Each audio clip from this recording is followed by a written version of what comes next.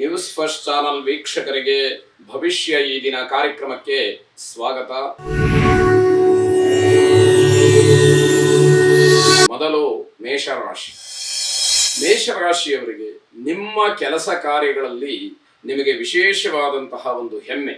ನಾನು ಈ ಕೆಲಸವನ್ನ ಯಾವ ರೀತಿಯಲ್ಲಿ ಆಗಬೇಕೋ ಹಾಗೇ ನಡೆಸಿದ್ದೇನೆ, ಹಾಗೇ ಮಾಡಿದ್ದೇನೆ ಅನ್ನುವಂತಹ ಒಂದು ಆತ್ಮತೃಪ್ತಿ ನಿಮಗೆ ವಿಶೇಷವಾಗಿ ಅನುಭವಕ್ಕೆ ಬರ್ತಕ್ಕಂತಹ ದಿವಸ. ದಾಂಪತ್ಯದಲ್ಲಿ ವಾದ ವಿವಾದಗಳನ್ನ ಮಾಡಿಕೊಳ್ಬೇಡಿ. ಸಣ್ಣ ಪುಟ್ಟ ವಿಚಾರಗಳಿದ್ರೆ ಸಮಾಧಾನವಾಗಿ ಅದನ್ನು ಬಗೆಹರಿಸ್ತಕ್ಕಂಥದ್ದು, ಸಂತೋಷದಿಂದ ಸಮಾಧಾನಕರವಾಗಿ ಆ ವಿಚಾರಕ್ಕೆ ವಿಶೇಷವಾದಂತಹ ಧನಾತ್ಮಕವಾದಂತಹ ತಿರುವನ್ನು ಕೊಡ್ತಕ್ಕಂಥದ್ದು ಬಹಳ ಒಳ್ಳೆಯದಾಗಿರುತ್ತೆ. ಸರ್ಕಾರಿ ಕೆಲಸದ ವಿಚಾರದಲ್ಲಿ ಅಸಮಾಧಾನವನ್ನ ಹೊರ ಹಾಕ್ತೀರಿ. ಇದೇನು ಹೊಸ್ತೇನಲ್ಲ ಅಥವಾ ಅಚ್ಚರಿಯೇನಲ್ಲ, ಆದರೂ ಕೂಡ ಇವತ್ತೇ ಹೀಗಾಗಬೇಕಲ್ಲ ಅನ್ನುವಂಥದ್ದು ಬಹಳ ಮುಖ್ಯವಾಗುತ್ತೆ. ಕಲ್ಯಾಣಕ್ಕೆ ಅನುಕೂಲಕರವಾದಂತಹ ವಿಚಾರವನ್ನು ಮಾಡಿ. ಕಲ್ಯಾಣ ಅಂತಂದ್ರೆ ಮದುವೆ ಅಂತ ಮಾತ್ರ ಅರ್ಥ ಇಟ್ಕೊಳ್ಬಾರ್ದು. ಯಾವುದು ಒಳ್ಳೆಯದೋ, ಯಾವುದು ಮಂಗಳವೋ ಅಥವಾ ಯಾವುದರಿಂದ ನಮಗೆ ಅನುಕೂಲವಾಗುತ್ತೋ ಅಂತಹ ವಿಚಾರವನ್ನ ನೀವು ಮನಸ್ಸಿನಲ್ಲಿ ಆಗಾಗ ಚಿಂತಿಸ್ತಾ ಇರಬೇಕು ಅನ್ನುವಂತಹ ಅರ್ಥ. ದುರ್ಗಾ ಪ್ರಾರ್ಥನೆಯನ್ನ ಮಾಡಿ. ದುರ್ಗಾರ್ತಿ ಶಮನಿ, ದುರ್ಗಾ ಪದ್ವಿ ನಿವಾರಿಣಿ, ದುರ್ಗಮಚ್ಛೇದಿನಿ, ದುರ್ಗಾ ಸಾಧಿನಿ, ದುರ್ಗನಾಶಿನಿ ಎಂಬುದಾಗಿ ಆ ಜಗನ್ಮಾತೆಯನ್ನ ದುರ್ಗಾ ರೂಪದಲ್ಲಿ ಪ್ರಾರ್ಥಿಸಿ ಶುಭವಾದ.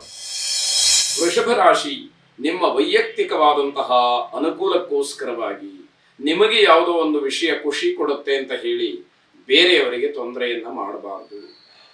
ಬೇರೆಯವರು ಕಷ್ಟಪಟ್ಟರು ಪರವಾಗಿಲ್ಲ, ನಾನು ಖುಷಿಯಾಗಿರಬೇಕು ಅಂತಕ್ಕಂಥದ್ದು ಯಾವುದೇ ಕಾರಣಕ್ಕೂ ಸರಿಯಾದಂಥದ್ದಲ್ಲ. ವೈರುಧ್ಯವಾದಂತಹ ರೀತಿಯಲ್ಲಿ ಆಲೋಚನೆಯನ್ನು ಮಾಡುವಂಥದ್ದು ಒಳ್ಳೆಯದಲ್ಲ ಅಂತ ಅರ್ಥ. ಸಮಾಜದಲ್ಲಿ ಜನ ತುಂಬಾ ಜಾಗೃತವಾಗಿರತಕ್ಕಂತಹ ಒಂದು ಸಂದರ್ಭ ಇದು. ಹಾಗಾಗಿ ಯಾರಿಗೂ ಕೂಡ ದ್ರೋಹ ಮಾಡುವಂತಹದ್ದು, ಕೆಟ್ಟದನ್ನು ಬಯಸ್ತಕ್ಕಂಥದ್ದು, ಆ ರೀತಿಯ ಚಿಂತನೆಗಳು ಖಂಡಿತವಾಗಿ ಬೇಡ. ಅದರಿಂದ ನಿಮಗೆ ಯಶಸ್ಸು ಸಿಕ್ಕದೇ ಇರತಕ್ಕಂಥದ್ದು, ಆ ಕಲ್ಪನೆಗಳು ಕೂಡ ಮನಸ್ಸಿನಲ್ಲಿ ಬರಬಾರದು ಅನ್ನುವಂಥದ್ದು. ಕುಟುಂಬದವರ ಸಹಾಯವಾಗಲಿ, ಸಹಕಾರವಾಗಲಿ, ಅವರ ಬೆಂಬಲವಾಗಲಿ, ಪ್ರೋತ್ಸಾಹವಾಗಲಿ ಅತಿ ಮುಖ್ಯವಾದಂಥದ್ದು. ಅದನ್ನು ಗಮನಿಸ್ಕೊಳ್ಬೇಕು. ಯಾವುದೇ ಕಾರಣಕ್ಕೂ ತಾತ್ಸಾರವನ್ನ ಮಾಡಬಾರದು. ಮನೆಯಲ್ಲೇ ಇರ್ತಾರೆ, ಜೊತೆಯಲ್ಲೇ ಇರ್ತಾರೆ, ಇವರದ್ದೇನು ಅನ್ನುವಂತಹ ಭಾವನೆ ಯಾವ ಕಾರಣಕ್ಕೂ ಬರಬಾರದು. ಅನುಮಾನ ಅಥವಾ ತಪ್ಪು ಕಲ್ಪನೆಗಳು ಏನು ಬರದೇ ಇರುವ ಹಾಗೆ ಗಮನಿಸ್ಕೊಳ್ಬೇಕು.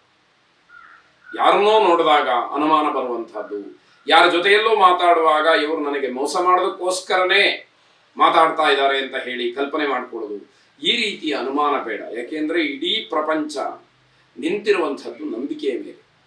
ಹಾಗಂತ ಅಂಧವಾಗಿ ನಂಬತಕ್ಕಂಥದ್ದು ಒಳ್ಳೆಯದಲ್ಲ, ಪ್ರತಿಯೊಂದಕ್ಕೂ ಅನುಮಾನಿಸ್ತಕ್ಕಂಥದ್ದು ಒಳ್ಳೆಯದಲ್ಲ. ಸಂದರ್ಭೋಚಿತವಾಗಿ ಸರಿಯಾದಂತಹ ನಿಲುವು ಬೇಕು ಅನ್ನುವಂಥದ್ದು. ವಿಷ್ಣು ಸಹಸ್ರನಾಮವನ್ನ ಪಠನೆ ಮಾಡಿ ಅಥವಾ ಶ್ರವಣ ಮಾಡಿ ಶುಭವಾದ. ಮಿಥುನ ರಾಶಿ, ಮಧ್ಯಾಹ್ನದ ಸಮಯ ಸ್ವಲ್ಪ ಮಟ್ಟಿಗೆ ಏನೋ ಕಷ್ಟ ಅಂತ ಹೇಳಿ ಅನ್ಸುತ್ತೆ. ವ್ಯಾವಹಾರಿಕವಾಗಿ ಆಗಿರಬಹುದು ಅಥವಾ ಬೇರೆ ಎಲ್ಲ ವಿಚಾರಗಳಲ್ಲೂ ಕೂಡ ಸಮಷ್ಟಿಯಾಗಿ ಯೋಚನೆ ಮಾಡಿದಾಗ ಮಧ್ಯಾಹ್ನದ ನಂತರದಲ್ಲಿ ಅಷ್ಟೊಂದು ಚೆನ್ನಾಗಿಲ್ಲ ಸಮಯ ಅನ್ನುವಂಥದ್ದು ಗೊತ್ತಾಗ್ತಾ ಹೋಗುತ್ತೆ. ನಿಮ್ಮದೇ ಆದಂತಹ ಶೈಲಿಯಲ್ಲಿ ಜನರನ್ನ ಆಕರ್ಷಣೆ ಮಾಡ್ತೀರಿ, ಆದರೆ ಅದರಿಂದ ಉಪಯೋಗ ಆಗಬೇಕು. ಜನ ನಿಮ್ಮ ಕಡೆ ತಿರುಗು ನೋಡುವಂತಹದ್ದು ಹಲವಾರು ವಿಚಾರಗಳಿಗಿರಬಹುದು, ಆದರೆ ಯಾವುದರಿಂದ ನಿಮಗೆ ಅನುಕೂಲವಾಗುತ್ತೆ, ನಿಮ್ಮ ಗೌರವ, ಕೀರ್ತಿ, ಪ್ರತಿಷ್ಠೆಗಳು ಯಾವುದರಿಂದ ಹೆಚ್ಚಾಗತ್ತೆ ಅದು ಮುಖ್ಯವಾಗುತ್ತೆ. ನಿಂತು ಹೋಗಿದ್ದಂತಹ ಕೆಲವು ಕೆಲಸಗಳ ವಿಚಾರವನ್ನ ಮತ್ತೆ ಮುನ್ನೆಲೆಗೆ ತರ್ತೀರಿ. ಅದಕ್ಕೆಲ್ಲ ಮರುಜೀವವನ್ನ ಕೊಡಬೇಕು ಅನ್ನುವಂತಹ ಚಿಂತನೆಗಳು ಬರುತ್ತೆ. ಆ ಕಾರ್ಯಕ್ಕೆ ಮುಂದಾಗ್ತಕ್ಕಂತಹ ಒಂದು ಮನಸ್ಸನ್ನ ಮಾಡ್ತೀರಿ, ಆದರೆ ಅದು ಕಾರ್ಯರೂಪಕ್ಕೆ ಬರಬೇಕು. ಅಧೈರ್ಯದಿಂದ ಕೇವಲ ಚಿಂತನೆಯನ್ನು ಮಾಡಿ ಮತ್ತೇನಾಗುತ್ತೋ ಅಂತ ಹೇಳಿ ಹಾಗೇ ಬಿಟ್ಟುಬಿಟ್ರೆ ಅದು ಪ್ರಯೋಜನಕ್ಕೆ ಬರೋದಿಲ್ಲ. ಇಂದಿನ ಕೆಲಸಗಳೆಲ್ಲ ಸಾಧಾರಣವಾದಂತಹ ಯಶಸ್ಸನ್ನ ಕಾಣುತ್ತೆ. ಯಾಕೆ ಅಂತಂದ್ರೆ ಯಾವುದಕ್ಕೂ ಧೈರ್ಯ ಕಡಿಮೆ ಇರುವುದರಿಂದ ಅಂತ ಹೇಳಬೇಕು. ಈಶ್ವರನ ಆರಾಧನೆ, ಈಶ್ವರ ಪ್ರಾರ್ಥನೆಯನ್ನು ಮಾಡಿ ಶುಭವಾಗಿ. ಕರ್ಕಾಟಕ ರಾಶಿ, ಯಾವುದೇ ವ್ಯವಹಾರಗಳಿರಲಿ, ಏನೇ ಕೆಲಸ ಇರಲಿ, ಆ ಒಂದು ಸಂದರ್ಭಕ್ಕೆ ಅನುಗುಣವಾಗಿ ಹೊಂದಿಕೊಳ್ಳತಕ್ಕಂತಹ ಒಂದು ಮನಸ್ಥಿತಿ ಇರಬೇಕು. ಇಲ್ಲ ಅಂತಾದ್ರೆ ಬಹಳ ಕಷ್ಟವಾಗುತ್ತೆ. ಯಾವುದೋ ಒಂದು ಸಂದರ್ಭ, ನಾನು ಹೀಗೆ, ನನಗೆ ಇಂಥದ್ದೇ ಬೇಕು ಅನ್ನುವಂತಹ ಹಠ ಇದೆಯಲ್ಲ, ಅದು ತೊಂದರೆಗೆ ಕಾರಣವಾಗುತ್ತೆ. ಇರುವಂಥದ್ದು ಕೂಡ ಅನುಕೂಲಕ್ಕೆ ಬರದೇ ಇರೋ ಹಾಗೆ ಆಗುವಂತಹ ಪರಿಸ್ಥಿತಿ.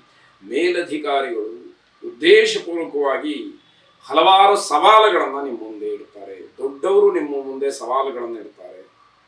ನಿಮ್ಮ ಬುದ್ಧಿವಂತಿಕೆಯೋ, ನಿಮ್ಮ ತಾಳ್ಮೆಯೋ, ನಿಮಗಿರತಕ್ಕಂತಹ ಒಂದು ಆ ಚಾಕುಚಕ್ಯತೆಯೋ ಇವೆಲ್ಲದರ ಪರೀಕ್ಷೆ ಆಗುವಂತಹ ಸಂದರ್ಭ.